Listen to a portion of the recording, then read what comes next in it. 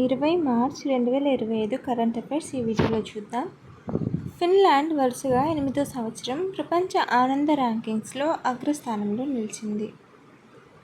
2024 ప్రపంచ ఆనంద నివేదికలో ఫిన్లాండ్ వరుసగా 8వ ఏడాదిగా ప్రపంచంలోనే అత్యంత ఆనందకరమైన దేశంగా నిలిచింది. దానిని అనుసరించి డెన్మార్క్, ఐస్లాండ్, స్వీడన్ మరియు నెదర్లాండ్స్ ఉన్నాయి.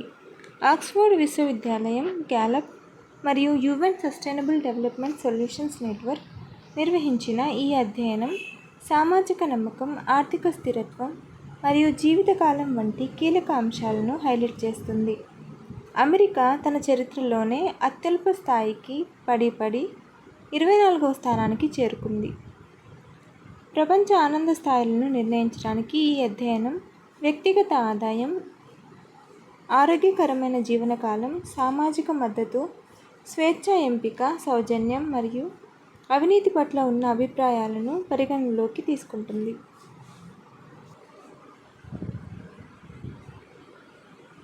ప్రధానమంత్రి నరేంద్ర మోదీ నేతృత్వంలోని కేంద్ర మంత్రి మండలి 15వ ఆర్థిక సంఘం చక్రం 2021-26లో 3,400 కోట్ల వ్యయంతో సవరించిన రాష్ట్రీయ గోకుల్ మిషన్ (ఆర్జీఎంను) ఆమోదించింది. అదనంగా 1,000 కోట్లు కేటాయించబడింది. ఈ మిషన్ లక్ష్యం పాల ఉత్పత్తి పెంపు, జన్యు మెరుగుదల మరియు రైతుల ఆదాయాన్ని పెంచడం కాకుండా స్వదేశీ గోవుల జాతులను సంరక్షించడం, ఆవుల పెంపక కేంద్రాలకు 35% సహాయం, 15,000 ఆవులకు 30 గృహ సౌకర్యాల ఏర్పాటు మరియు హై జెనెటిక్ మెరిట్ (హెచ్జిఎం) ఐవీఎఫ్ ఆవుల రుణాలపై 3% వడ్డీ రాయితీ వంటి ముఖ్యమైన కార్యక్రమాలు ఉన్నాయి.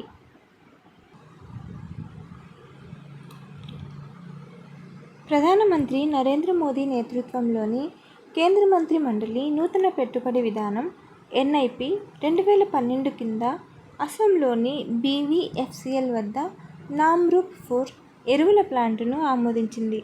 10,601.40 కోట్ల వ్యయంతో 70:30 రుణ ఈక్విటీ నిష్పత్తిలో నిర్మించబడనున్న ఈ ప్రాజెక్ట్ సంవత్సరానికి 12.7 లక్షల మెట్రిక్ టన్నుల యూరియా ఉత్పత్తి సామర్థ్యాన్ని కలిగి ఉంటుంది మరియు 48 నెలల్లో ప్రారంభించబడనుంది. ఈ brown field ammonia urea project దేశీయ యూరియా ఉత్పత్తిని పెంచడానికి, తూర్పు భారతదేశంలో ఎరువుల లభ్యతను మెరుగుపరచడానికి మరియు ఉద్యోగ అవకాశాలను సృష్టించడానికి దోహదపడుతుంది. కేంద్ర మంత్రి మండలి FY 2024-25లో 2,000 లోపు యూపీఐ లావాదేవీలను ప్రోత్సహించేందుకు బ్యాంకులకు 1,500 కోట్ల ప్రోత్సాహక పథకాన్ని ఆమోదించింది. చిన్న వ్యాపారుల లావాదేవీలకు బ్యాంకులు మొత్తం లావాదేవీ విలువలో 0.15% పొందుతాయి. ఇందులో 20% మొత్తం యూపీఐ మౌలిక సదుపాయాల పనితీరుకు అనుసంధానించబడుతుంది. వ్యాపారులకు ఎలాంటి అదనపు ఛార్జీలు విధించకుండా డిజిటల్ చెల్లింపులను పెంచడమే ఈ చర్య లక్ష్యం. అయితే 2,000 రూపాయలకి పైబడిన లావాదేవీలు ఈ ప్రోత్సాహానికి అర్హం కావు. ఆర్బీఐ మరో భారతీయ రహిత లావాదేవీల సర్వే 2023-24 మారుతున్న వలస ధోరణులను హైలైట్ చేస్తుంది.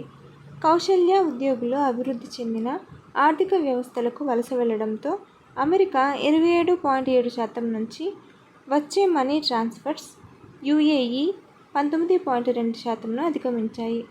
గల్ఫ్ సహకార మండలి జీసీసీ దేశాల వాటా 2016-17లో 46.7% ఉండగా ఇప్పుడు 37.9%కి పడిపోయింది. అయితే యూకే, సింగపూర్, కెనడా మరియు ఆస్ట్రేలియా కలిపి మొత్తం రహిత లావాదేవీలలో 50%కి పైగా సహకరిస్తున్నాయి. ఇది భారతదేశపు గ్లోబల్ వర్క్ఫోర్స్ మరియు ఆర్థిక సమాఖ్యలో జరుగుతున్న మార్పులను సూచిస్తుంది.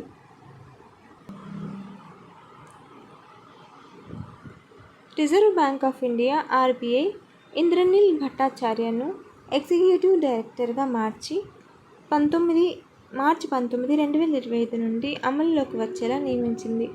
ఆయన మానిటరీ పాలసీ మరియు ఆర్థిక పరిశోధన రూపకల్పనలో కీలకమైన ఆర్థిక మరియు విధాన పరిశోధన విభాగం DEPR పర్యవేక్షించనున్నారు. 3.5 దశాబ్దాల అనుభవంతో భట్టాచార్య మానిటరీ పాలసీ, ద్రవ్య విధానం, బ్యాంకింగ్ నియంత్రణలు మరియు అంతర్జాతీయ ఆర్థిక సంబంధాల్లో విస్తృత నైపుణ్యాన్ని కలిగి ఉన్నారు.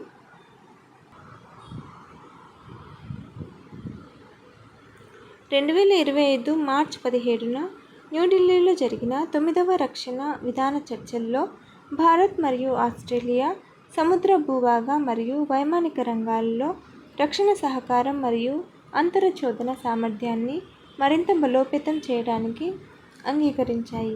భారత తరపున అమితాబ్ ప్రసాద్, ఆస్ట్రేలియా తరపున బెర్నార్డ్ ఫిలిప్ నేతృత్వం వహించిన ఈ చర్చలు సముద్ర రంగ అవగాహన, పరస్పర సమాచారం పంచుకోలు మరియు రక్షణ పరిశ్రమ, విజ్ఞానం, సాంకేతికత రంగాలలో సహకారంపై దృష్టి సారించాయి. రాష్ట్రపతి Droupadi Murmu Ramnath Goenka excellence in journalism అవార్డును ప్రదానం చేసి భారతీయ పత్రికా రంగానికి విశిష్టమైన సేవలను గౌరవించారు. సత్యం, నైతికత మరియు భయరహిత రిపోర్టింగ్ను నిలబెట్టే పాత్రికేయుల కృషిని ఆమె ప్రశంసించారు. గ్రౌండ్ రిపోర్టింగ్, విచారణాత్మక జర్నలిజం మరియు AI యుగంలో నైతిక సవాళ్లపై ఆమె ప్రత్యేకంగా ప్రస్తావించారు.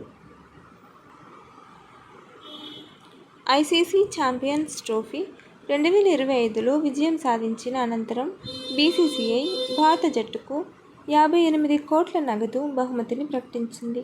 ఈ ప్రోత్సాహకాన్ని ఆటగాళ్లు, కోచింగ్ సిబ్బంది, సహాయక సిబ్బంది మరియు సెలెక్టర్ల కృషిని గుర్తించేందుకు మంజూరు చేశారు. కెప్టెన్ రోహిత్ శర్మ నేతృత్వంలో భారత జట్టు టోర్నమెంటును ఆధిపత్యంగా ముగించింది.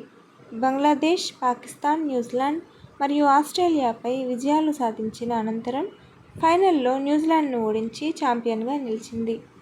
ఈ తుది పోరు ఉత్కంఠభరితంగా సాగి భారత జట్టు చిరస్మరణీయ విజయాన్ని అందుకుంది. International day of happiness. ప్రతి ఏడాది మార్చి 20న జరుపుకునే అంతర్జాతీయ ఆనంద దినోత్సవం ఆనందాన్ని మానవుని ప్రాథమిక లక్ష్యంగా గుర్తిస్తుంది. 2012లో UN జనరల్ అసెంబ్లీ ఈ దినోత్సవాన్ని స్థాపించింది. ఈ రోజు ఆరోగ్య సంక్షేమం, స్థిరమైన అభివృద్ధి మరియు పేదరిక నిర్మూలన ప్రాధాన్యతను ఎత్తి చూపుతుంది.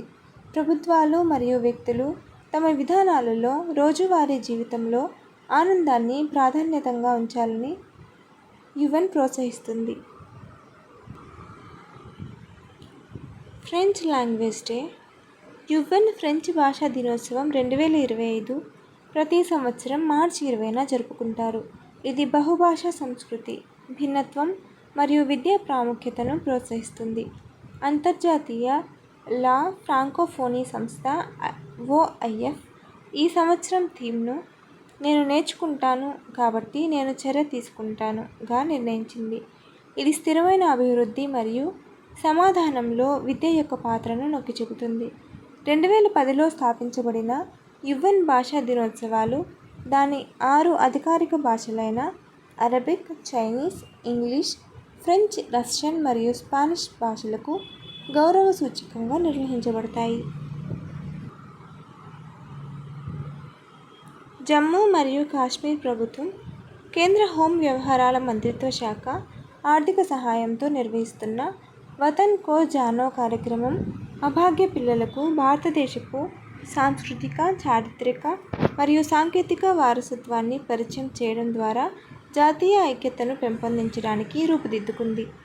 ఈ విద్య మరియు సాంస్కృతిక పర్యటనల ద్వారా యువతలో ఐక్యత, దేశభక్తి మరియు జాతీయ గర్వభావాన్ని పెంపొందించడమే ఈ కార్యక్రమపు ముఖ్య